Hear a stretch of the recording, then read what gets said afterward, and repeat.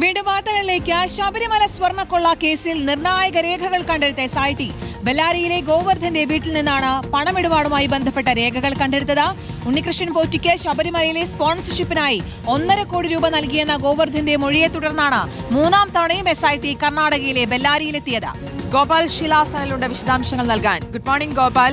ഇതിൽ കുറ്റപത്രം വൈകുന്നത് ഒരു വശത്തുണ്ട്, പക്ഷെ അപ്പോഴും ശക്തമായ തെളിവുകൾ സ്വീകരിക്കുക എന്നുള്ളതാണ്. അതിനു വേണ്ടിയിട്ടുള്ള നിർണായക നീക്കങ്ങളാണ് SIT നടത്തിക്കൊണ്ടിരിക്കുകയും ചെയ്യുന്നത്.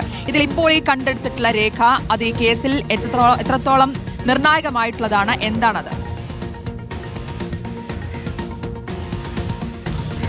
ശ്രുതി കീർത്തന, ശബരിമല സ്വർണ്ണക്കൊള്ളയെ സംബന്ധിച്ചിടത്തോളം ഒരു പ്രധാനപ്പെട്ട പരിശോധനയാണ് ഇന്നലെ നടന്നത് എന്ന് സൂചിപ്പിക്കേണ്ടതായിരിക്കുന്നു. കാരണം ബെല്ലാരിയിലെ സ്വർണ്ണ വ്യാപാരിയായ ഗോവർദ്ധന്റെ വീട്ടിലാണ് കഴിഞ്ഞ ദിവസം 5 അംഗ SIT എത്തിയത്.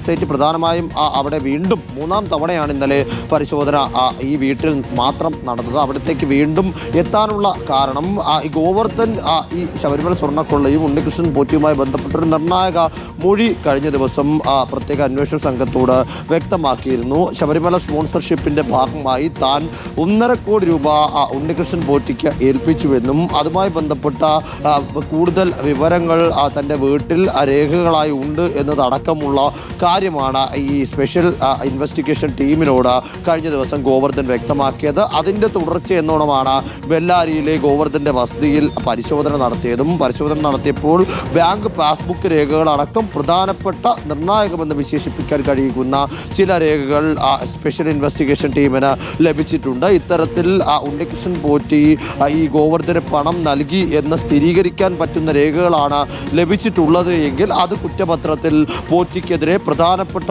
ഒരു തെളിവാകും എന്നതാണ് SIT വിലയിരുത്തുന്നത്. അതുകൊണ്ട് തന്നെ അങ്ങനെ അത് സ്ഥിരീകരിക്കാൻ കഴിഞ്ഞാൽ കുറ്റപത്രത്തിലെ ഏറ്റവും പ്രധാനപ്പെട്ട രേഖയായി അതിനെ വ്യാഖ്യാനിക്കാൻ SITക്ക് സാധിക്കും. അതേസമയം തന്നെ നേരത്തെ സൂചിപ്പിച്ചതുപോലെ മറുവശത്ത് ഈ കുറ്റപത്രം സമർപ്പിക്കാൻ വൈകുന്നത് വലിയ തോതിൽ SITക്ക് വിമർശനവും തിരിച്ചടിയുമാകുന്നുണ്ട്. കാരണം ഒരു വശത്ത് കൂടി പ്രധാനപ്പെട്ട പ്രതികളെല്ലാം തന്നെ ജാമ്യം കിട്ടി പുറത്തേക്ക് ഇറങ്ങുന്ന ഒരു സാഹചര്യമുണ്ട്. അപ്പോഴും SIT ഇതിൽ വിശദീകരിക്കുന്നത് പ്രധാനപ്പെട്ട തെളിവുകൾ ലഭിച്ച ശേഷം ആ കുറ്റപത്രം സമർപ്പിച്ചാൽ അത് കുറ്റപത്രത്തിനൊരു ശക്തി നൽകുമെന്നും ഈ പ്രതികളെ കൂടുതൽ കുരുക്കിലാക്കുന്ന തരത്തിലേക്ക് അത് സ്ഥാപിക്കാൻ കഴിയും എന്നതുമാണ് SIT ഇതിൽ വിശദീകരിക്കുന്നത്. എന്താണെങ്കിലും ഈ ശാസ്ത്രീയ പരിശോധന എപ്പോഴത്തേക്ക് നടത്തി പൂർത്തിയാക്കാൻ കഴിയും എന്ന കാര്യത്തിൽ ഒരു വ്യക്തത വരുത്താൻ കഴിയാത്തത് SITയെ സംബന്ധിച്ചിടത്തോളം വലിയ ആശയക്കുഴപ്പവും ആശങ്കയും ഉണ്ടാക്കുന്നുണ്ട്. കാരണം ഈ സാമ്പിൾ പരിശോധന പൂർത്തിയാക്കി അതിൻ്റെ പരിശോധനാ ഫലമൊക്കെ ലഭിക്കുന്നതിൻ്റെ കാലതാമസം ഇതിനെ സംബന്ധിച്ചിടത്തോളം ഏറെ